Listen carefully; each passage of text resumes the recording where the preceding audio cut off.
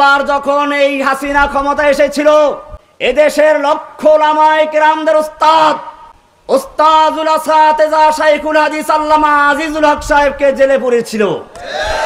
দ্বিতীয়বার ক্ষমতায় এসে শাইখুল হাদিস আল্লামা আজিজুল হক সাহেবের ছাত্র মুফতি জসিমউদ্দিন রহমানীকে, আজিজুল হক সাহেবের ছেলে মামুনুল হককে, এরকম হাজার হাজার উলামায়ে কেরামকে জেলে পুরে জেলখানা ভরে ফেলেছিল আর জঙ্গি নাটক সাজিয়েছিল। আমাকে বলা হয়েছিল আনসারুল্লাহ বাংলা টিমের প্রধান। আমি সাংবাদিক ভাইদেরকে স্পষ্ট বলতে চাই, জসিমউদ্দিন রহমানী কোনো গোপন সংগঠনের লোক ছিল না। তার প্রত্যেকটা বক্তব্য ছিল প্রকাশ্যে। যখন বাংলাদেশের মুসলিম জনতার ঈমানকে পরীক্ষা করার জন্য, ঈমানকে চ্যালেঞ্জ করে শাহবাগে নাস্তিক জাগরণ শুরু করা হয়েছিল, জসিমউদ্দিন রহমান যখন গর্জে উঠেছিল ইসলামী জাগরণ তৈরি করার জন্য।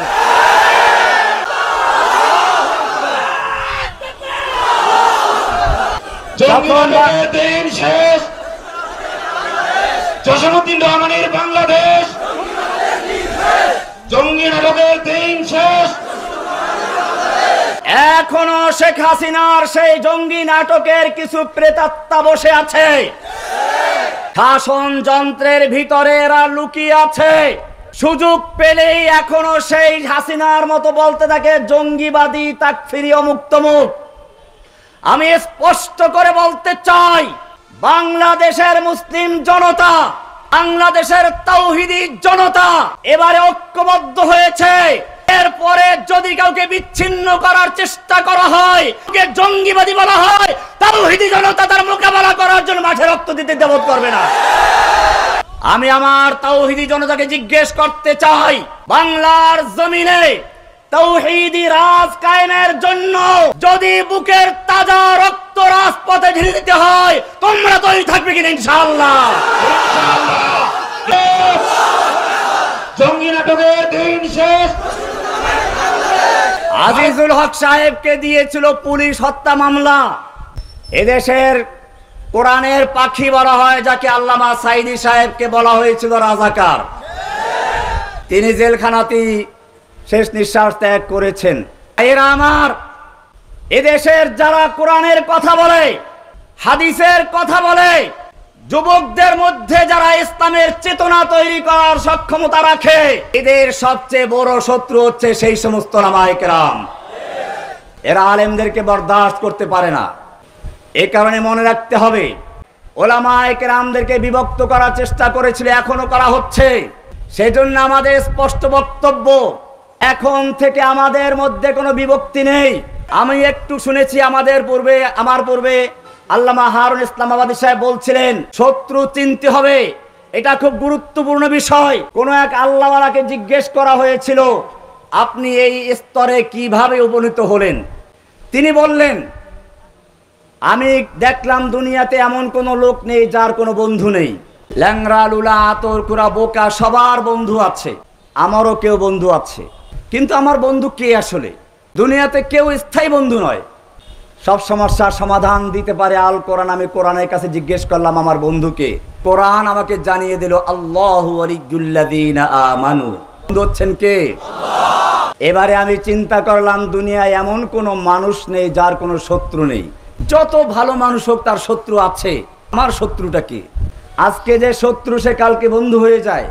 এজন্য আমি আবার কোরআনকে জিজ্ঞেস করলাম, কোরআন তুমি বলে দাও আমার শত্রুকে। কোরআন বলছে ইন্নাশ শাইতানা লিল ইনসানি আদুউম মুবিন। নিশ্চয়ই শয়তান হচ্ছে তোমাদের প্রকাশ্য শত্রু। বন্ধুকে? দুশমনকে? আল্লাহ যেহেতু বন্ধু, আল্লাহর পথে যারা চলে, আল্লাহর কথা বলে, আল্লাহর দিন প্রতিষ্ঠার কাজ করে, তারা সকলে আমার বন্ধু, সে যে দলের হোক না কেন। শয়তানের কথা যারা বলে, শয়তানের পথে যারা চলে, শয়তানের রাজ কায়েম করতে যারা চায়, তারা আমাদের শত্রু। পরিষ্কার হয়ে গেলে শত্রু আর মিত্র। আমাদের শত্রু ইসলামিক কোন দল নয়। আমাদের এখন মিশন হচ্ছে একটাই, আমরা এখনো বিজয় লাভ করি নাই। একটা সাময়িক বিজয় বাংলাদেশে এসেছে।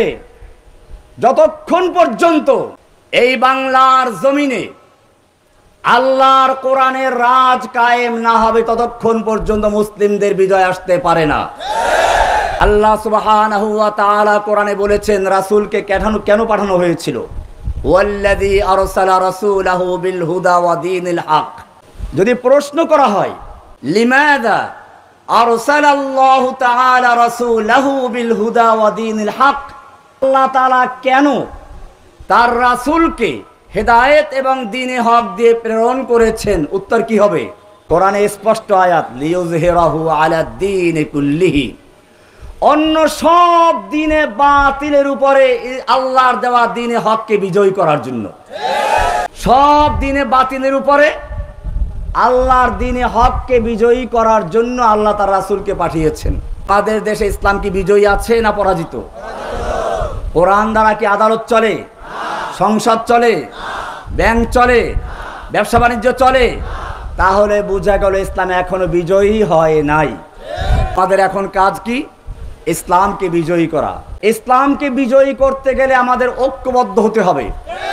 আপনারা জানেন কোরআনের স্পষ্ট আয়াত আছে, কোরআনে আল্লাহ রাব্বুল আলামিন সূরা আলে ইমরানের 103 নম্বর আয়াতে বলেছেন, ওয়াতাসিমু বিহাবলিল্লাহি জামিআ, তোমরা আল্লাহর রজ্জুকে ঐক্যবদ্ধভাবে ধারণ করো, ওয়ালা তাফাররাকু, বিচ্ছিন্ন হইও না। আমাদের বিচ্ছিন্ন হওয়ার সুযোগ নেই। এরপরে কোরআনের সূরা আনফালের 46 নম্বর আয়াতে বলা হয়েছে, ওয়ালা তানাজাউ, তোমরা পরস্পরে ঝগড়ায় লিপ্ত হইও না, ফাতাফশালু, তোমরা হীনমন্য হয়ে যাবে, ওয়া তাযহাবা রিহুকুম, তোমাদের প্রভাব, শত্রুদের মনের ভিতরে তোমাদের প্রভাব তা নষ্ট হয়ে যাবে। আপনারা দেখেছেন শেখ হাসিনার যে দুর্দান্ত প্রতাপ ছিল, এত সহজে ধ্বংস হবে তা কি আমরা কল্পনা করেছিলাম? আমার মনে পড়ে কোরআনের আয়াত, মা যানানতুম আন ইয়াখরুজু ওয়া যান্নু আন্নাহুম মানিআতুহুম হুসুনুহুম মিনাল্লাহ।